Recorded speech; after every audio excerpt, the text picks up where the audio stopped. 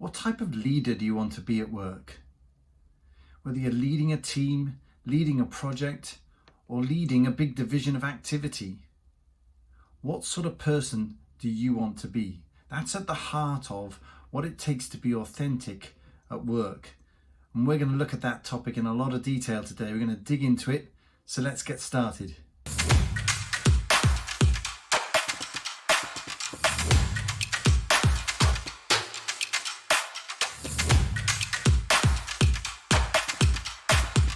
Hi, this is Simon Phillips. Welcome to our little show here on YouTube. And today's topic is a really interesting one, and one that really confuses people. How can I just be myself at work when I've got all these different people to please? I've got all these different activities to do within one day with different stakeholders, different people I'm supposed to be interacting with, all of whom have different personalities, have different needs. And people are feeling like they're being almost like torn apart and spread across the whole workplace in 100 different fragments. But if you actually get this right, it simplifies everything and really helps everybody around you. But let's start by defining what authenticity is. Essentially, authenticity is a combination of three things. It's your personality, it's your beliefs and values, and it's your actions. If you're able to align those three things, then you are acting in an authentic way. Because fundamentally, authenticity is taking personal responsibility for your own actions and the way that you interact with other people, the things that you talk about, and the way that you behave generally in the workplace. Now, I'm talking today specifically about the workplace because there are so many benefits to really tuning in and being an authentic person in and around your colleagues. The first big benefit is your reputation. If you're known to be somebody whose personality and values and beliefs and your actions are all aligned, other people will respect you and they'll understand where you're coming from without having to think too hard. So your reputation is going to be hugely enhanced if you can build authenticity into the way that you approach work. Because effectively, what you're doing is creating the environment in which mutual trust can develop. And nothing's more important than when you're leading a team than that sense of mutual trust. The other thing that you're going to do, if you act with authenticity all the time, you will inspire respect. You will inspire right action by everybody else around you. Because effectively, as the leader, you're giving permission, even though it's informal permission, you're giving permission to others to also act with authenticity, to also be clear on what they think and what they feel about various activities that they're undertaking. So your authenticity will inspire others, and that will create a whole ripple effect of right action across all of the activities that you're responsible for. And the final big benefit of acting with authenticity is you don't have to second guess. You can also act from a place of confidence when it comes to making decisions. Decisiveness is a real hallmark of people who act with authenticity, because they're not having to think every single time, wow, how does this line up with my values? How does this line up with the last decision I made? Because they already know.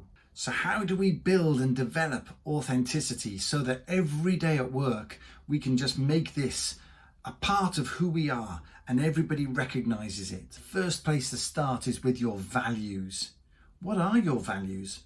Most people that I know have never really taken that much time to think about it. They know that they live in a way that's aligned with their core values, but they've never really assessed what those core values are.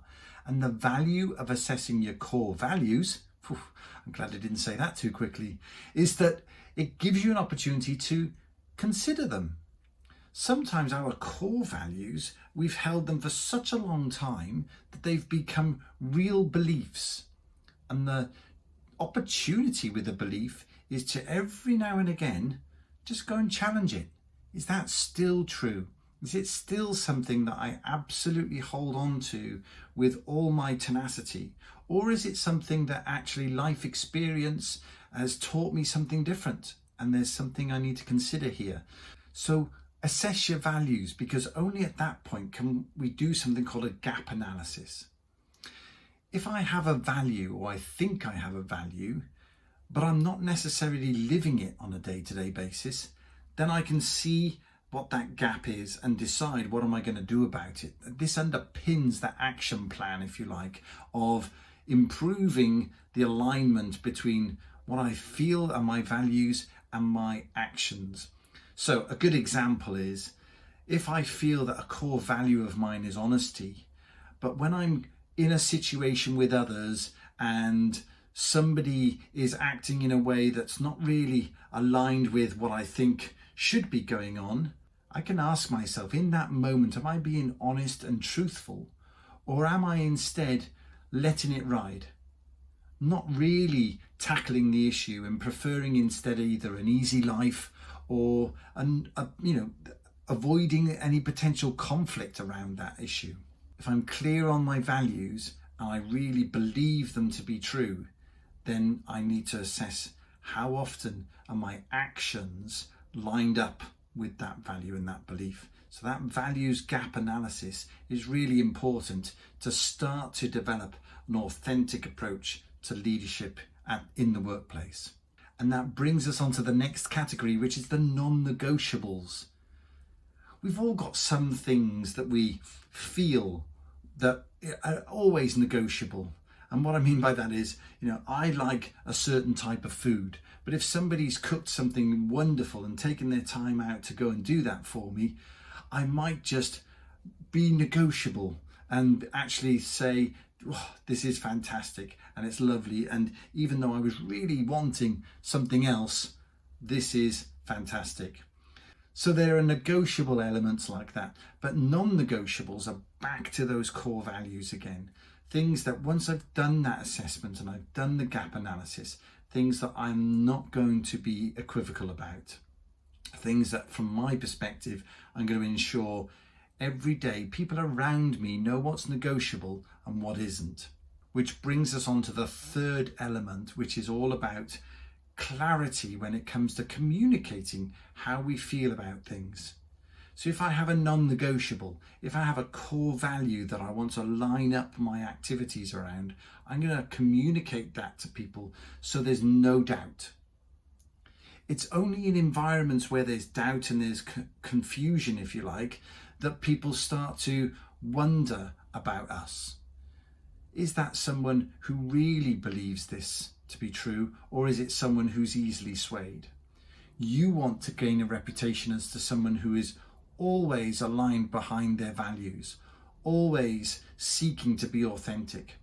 And that's easier to do when everybody around you is really clear on what those core values are.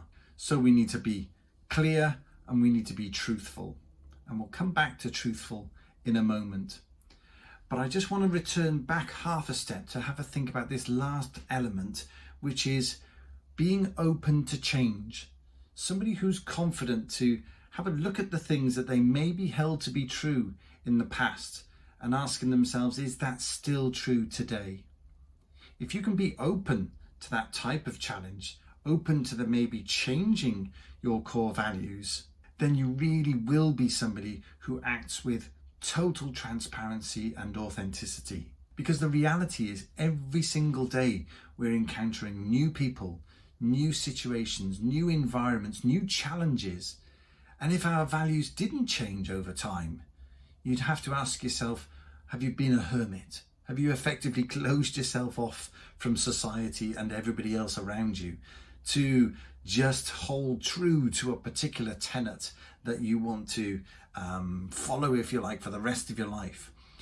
But if you're going to live with authenticity, you have to accept when you feel a little bit unnerved by something because it slightly jars with maybe a value you've held for quite some time and now it's being challenged. A truly authentic person acknowledges that challenge and says, that's really interesting. I need to ponder that one for a while. And they go away and they think about it and they wonder, if this is true, what does that mean for the rest of my values and the rest of my core beliefs, and what needs to be realigned?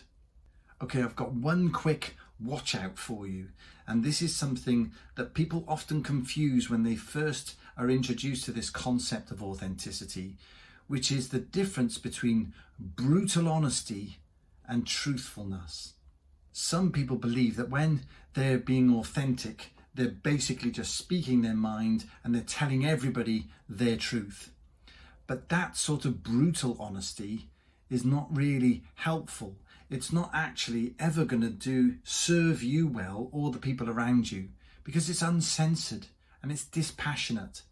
And both of those things you don't want to be when you're leading others. Whereas being truthful means that you talk and you deliberate and you ponder things and you communicate with others in a way that's tactful, in a way that's kind, and in a way that shows a lot of real empathy. Everybody has different perspectives. Everybody can make assumptions. Everybody can occasionally get things wrong. But torturing that person or being really hard on that person with brutal honesty can actually set them back a long way. And as I said earlier, it doesn't move you forward either. So just watch out for that one. Act truthfully, act kindly, and people will admire your authenticity. So I'm going to leave you with some great news. If you can act in this way, if you can align your actions around your values and even your personality, what it's going to do for you is it's going to boost your self-confidence, because you will be decisive. You will be somebody that people understand quickly and they get on board with and they like to align with, because you're the type of person who does what they say. So your self-confidence is going to go through the roof, and finally, stress is going to go through the floor. You won't need to worry about how you're coming across to others, because you will always know that you're acting from a place of passion, from a place of caring, from a place of empathy for others, and you're doing that as truthfully as you possibly can. It won't always work for every single person. You're not here to please other people. You're here to live your most truthful life, a life that's aligned with your values. So go and be that great leader who others want to work with, and others want to work for, and others aspire to be. I hope that's been helpful.